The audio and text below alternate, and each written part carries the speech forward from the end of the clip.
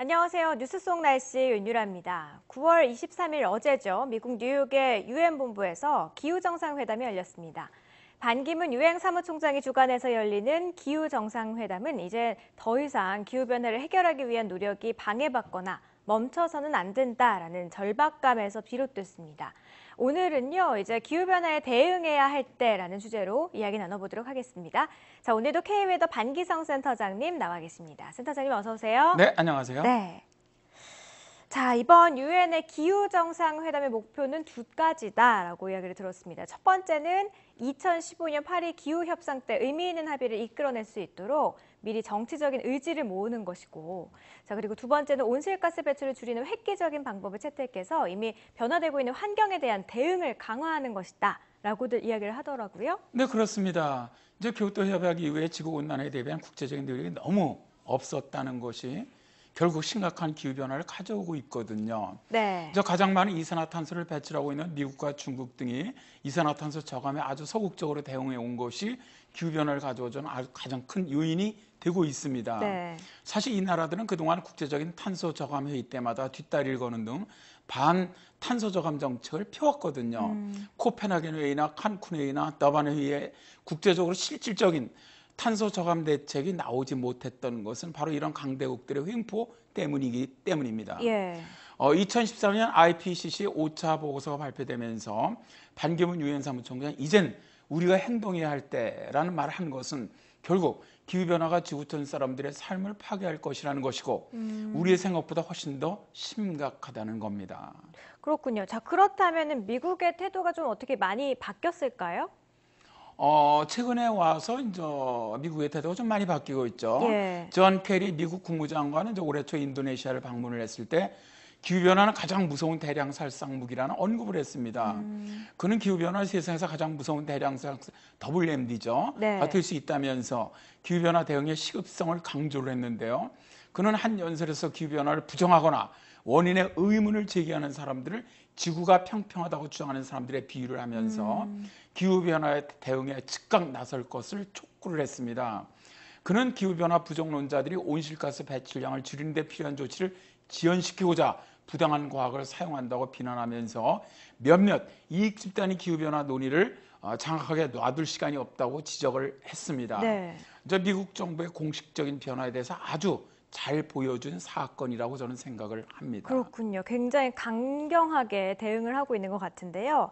앞으로는 기후변화가 국가의 또 신용 등급을 평가하는 아주 중요한 변수가 된다는 이야기도 있던데 이거는 어떤 이야기일까요? 그렇습니다. 올해 5월에 이제 기후변화가 앞으로 국가 신용 등급을 평가하는 데 주요한 변수가 될 것이라고 세계적인 신용평가회사죠. 네. 스탠다드 앤 푸어스가 밝혔습니다. 예.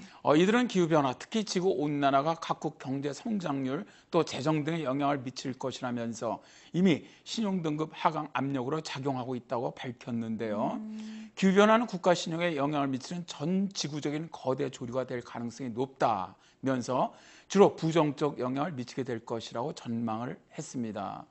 또 이제 재보험사 민앤리에 따르면 동아시아의 경우 자연재해 손실 규모가 연평균 100억 달러 미만이었는데 최근 10년간에 이 규모가 급증하면서 통상 200억 달러를 넘어섰고요. 예. 500억 달러에 이른 적도 있다고 하거든요. 네. 또 영국 보험사 로이드는 보험사들이 기후변화, 특히 극단적인 날씨 변화를 리스크 모델 변수로 포함시킬 것을 권고를 했고요.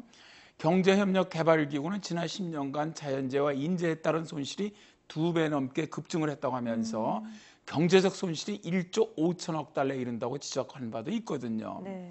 바로 이제 지구온난화로 인한 기후변화가 가져오는 피해가 상상하기 어려울 정도로 급증하고 있고 또 국가 경제에도 많은 영향을 주고 있다는 것이죠. 그렇군요. 기후변화로 인한 어떤 경제적인 손실이 굉장히 큰 것 같은데 그렇기 때문에 기후변화를 우려하는 목소리는 기후학자들만의 목소리가 아니라 뭐 경제학자 또 많은 인문학자들의 또 한 목소리로 걱정을 하고 있잖아요. 어떤 내용들이 있을까요?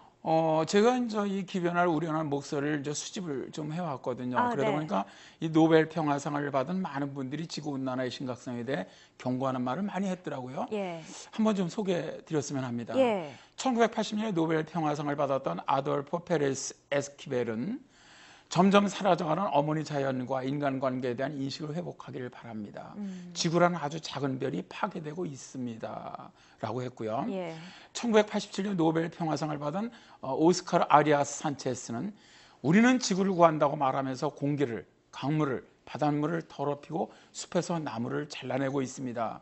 우리는 평화를 말하면서 전쟁을 합니다. 이렇게 앞뒤가 맞지 않는 말은 정치권이 위선적이고 냉소적이라는 증거이며 토론과 행동 사이, 말과 행동 사이의 투명성과 정직성이 부족하다는 증거입니다. 라고 네. 말을 했고요. 예. 1992년 노벨 평화상을 받은 리고베르타 멘츠툼은 미래의 희망은 자연이 우리에게 주는 신호 안에 들어있습니다. 지진, 허리케인, 재난 등 이 모든 것을 통해 우리는 반성하고 곰곰이 생각해야 합니다. 미래를 위해 생명과 시간과 시대 앞에서 우리 자신을 낮출 줄 알기를 바랍니다. 그런 사람들은 생명과 미래에 대해 생각을 하고 한 번 더 환경을 고려해야 합니다라고 말하고 있습니다. 그렇군요.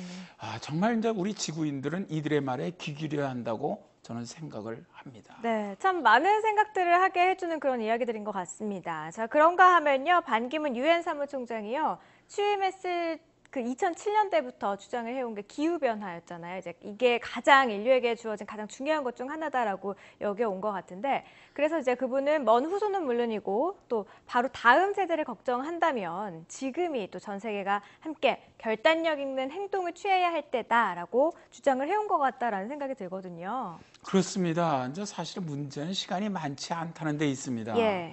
반기문 총장님의 말처럼 더 오래 기다릴수록 대가는 더 커질 것이라는 것이죠. 기후는 점점 더 빨리 변하고 있는데 기후변화에 대한 범정부 패널의 보고서에 따르면 주범은 바로 인간이라는 것이거든요. 네. 사실 인류가 기후에 미친 영향은 광범위하고 이로 인한 피해와 비용은 아주 막대합니다. 농업이라든가 수자원, 인류의 건강 그리고 지상과 해양 생태계에 큰 타격을 주고 있고 또 기후변화 경제는 물론 국가 안보에도 큰 위험을 초래할 수 있거든요. 네, 실제로 이 반기문 총장님이 전 세계를 돌아다니면서 이 심각한 기후 변화를 눈으로 직접 목격을 하면서 더 큰 충격을 받았다고 하는데요. 이대로 둬서는 미래는 정말 사라질 것이다라는 생각을 많이 했다는 글을 제가 본 적이 또 있어요.